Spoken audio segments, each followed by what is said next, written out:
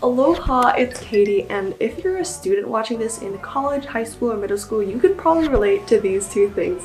Number one, you probably have a lot of work to do and you're procrastinating like I am because it's 1:30 a.m. and I still have to finish my math homework, my CS homework, and number two, you're looking for a way to get fit quick because you know that school and academics takes up a lot of your time, but you still want to look and feel good. So lucky for you, like the lazy person I am, I found ways where you can easily stay fit. Before we start this video, I also want to make a disclaimer that this video is sponsored by Victoria's Secret Pink. What? Honestly, when they asked me, I just didn't believe it. This is the first sponsored video I've done in a year.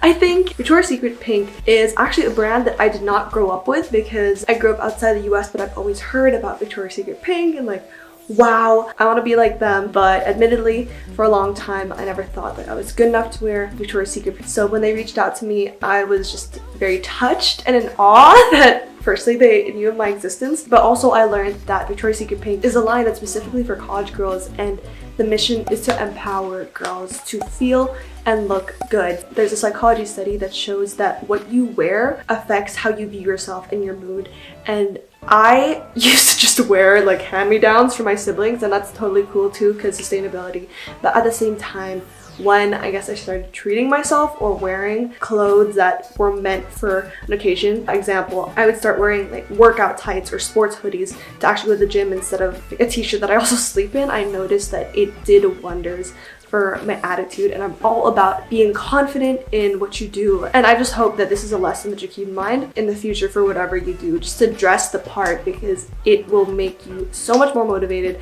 And I have felt that when I've been going to the gym in Victoria's Secret Pink or when I've been using their lounge to just treat myself after a long day of college. It's very versatile and functional. Like, I've gotten a lot of compliments for my leggings actually from my friends because some of them are supposed to make like your back really flattering. Don't even get me started on how amazing the bras are. Now, I don't normally talk about like innerwear or lingerie because I'm pretty conservative on my channel, but let me just tell you that it's the first time I ever tried Victoria's Secret Pink bras and I just felt like boss, whatever. Also, they have really solid college accessories like backpacks, which have so many zippers. This one especially is a campus backpack made for college students. The only thing is I admittedly don't use cheetah print. I'm gonna shut up now, but if you want to check out any of these products or their line, I will link it down below. I highly encourage you to check it out. And of course, to keep it real, thank you for this opportunity to be recognized by brands that I never thought I would work with, but here I am. So thank you for your support, and let us now get into how to stay fit and lose weight while you're in college.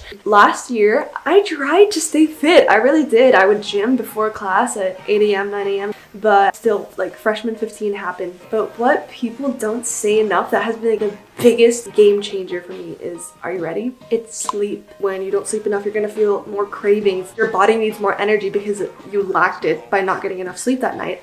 And at the same time, your body decreases another hormone called leptin, and it is a satisfaction hormone. So number one, you will crave more junk food, more fatty foods, because those give you quick energy, and at the same time you're not going to be satisfied by those foods, so you're just going to keep binge eating. Why does this matter? It matters because you've heard it. Prevention can be better than the cure. People try to lose weight by burning fat, burning the food or calories that they just ate. But what if you stopped yourself from even getting to that point where you had to burn the fat? You just stop so you don't have to work out after to burn it off. And when I made that realization, it just changed my life because as college students, we thrive on caffeine, energy drinks, and all these other sources for energy when we have the best natural source, and that is sleep. Consumer culture just tries to sell you a lot of products so you can buy and add to your lifestyle, but what we are missing is the fact that sometimes subtracting things helps us get to our goal. It's about how you can do more with less. And I just want to apply that philosophy to gymming because let's face it, as college students, we don't always have the time or motivation or energy to get up and go to the gym. So I would highly recommend you read the book Why We Sleep. I've been reading that and it's made sleep a real priority in my life. Because yeah, admittedly last year I could exercise all I wanted, but let's face it, at the end of the day, I was still binge eating my chips, working so hard to burn it the next day, but like for what? It was an ongoing cycle that I would never win if I did not get enough sleep. Next thing I will talk about is eating, because there are really 3 essential things to staying healthy and fit, I feel. Number 1, sleep. Number 2, eating. Number 3, exercise. We'll talk about that later because I know we don't like the the word exercise. So I don't do any diets. I very much want to be able to enjoy the pleasures of food because I'm a huge foodie. One thing I did change about my eating habits is when I eat. I intermittent fast. So intermittent fasting is when you eat within an 8-hour period and not eat anything for the remaining 16 hours. The idea is that if you restrict your food eating times to an 8-hour period, your body is going to improve its metabolism because it sinks in with your eating routine and knows that it's gotta digest food much faster within that 8-hour period. It also helps you lose weight and burn calories a lot more productively. So my eating period is 12 to 8 p.m. And what happens is when I'm approaching the end of my fast at around 11 a.m. or 12 p.m. the next day, my body has not eaten in a while. And what your body does is it will normally resort to burning carbs first for the quick energy. But when you don't have as much carbs, your body needs to look for an alternative source for energy, and that is fat. So when you exercise towards the end of your 16-hour period, you end up targeting your fat exactly and burning that. I was reading an article on CNN Health, and people who would exercise before they ate breakfast could burn up to 20% more fat by doing that. Now, the thing with intermittent fasting is, word of caution, it is not for everybody. Some people cannot restrict their diets to an 8-hour period. In general, whatever you try or hear or read online, know that your body may be different from the general public. And so if you're not feeling well, if you're feeling dizzy, don't continue it. Your body is different and only you will understand your body best. Another thing is, I know 16 to 8-hour ratio is pretty difficult to maintain, and I'm not gonna lie, I'm not perfect on it. If you still follow this fasting period 5-6 days out of 7 days in a week, you will still reap so much more advantages compared to if you just didn't follow it every day. So in a way, like, you can store up your brownie points for 6 days by following the fast, and then on the last day you have leeway to, I don't know, treat yourself a bit because you've been doing great for the previous rest of the week. If you're thinking of trying this, I would ease into it slowly. So when I was struggling to cut it down to the 8-hour period, I would expand it to like 9 or 10 hours first. And I think for girls, you can do 14 to 10 or 15 to 9. It's harder in the morning to battle, but I just drink a lot of water and try to suppress like the hunger because I realize it's not really hunger. I mean, you have to be the judge of that, but if my stomach is rumbling a lot, then I will just eat.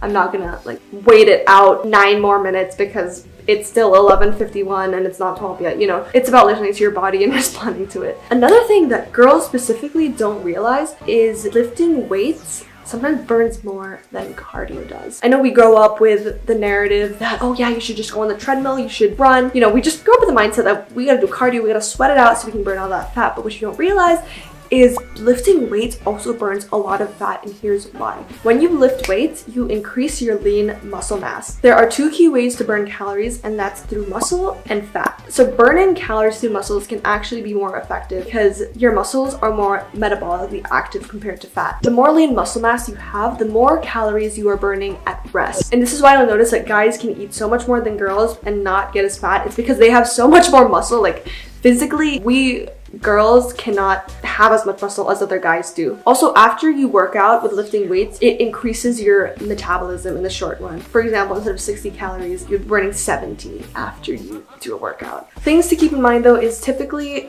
you should lift weights after you've eaten. For me, I try to do my cardio and my fat burning before I eat. If I'm trying to gain muscle, I will do it after I eat so I have more energy and won't like collapse or faint. You gotta eat a lot of protein to repair your muscles. Just always be drinking water. And remember, it's good to push yourself so that you grow, but do not overextend yourself because that's when you might get injured. You might create long-term negative health benefits. I hope you guys found it helpful because these were such game changers to me. And ever since, I've been feeling so much healthier. I feel like I maintain my body much better by following this. And again, I just feel so much more confident and happy with myself.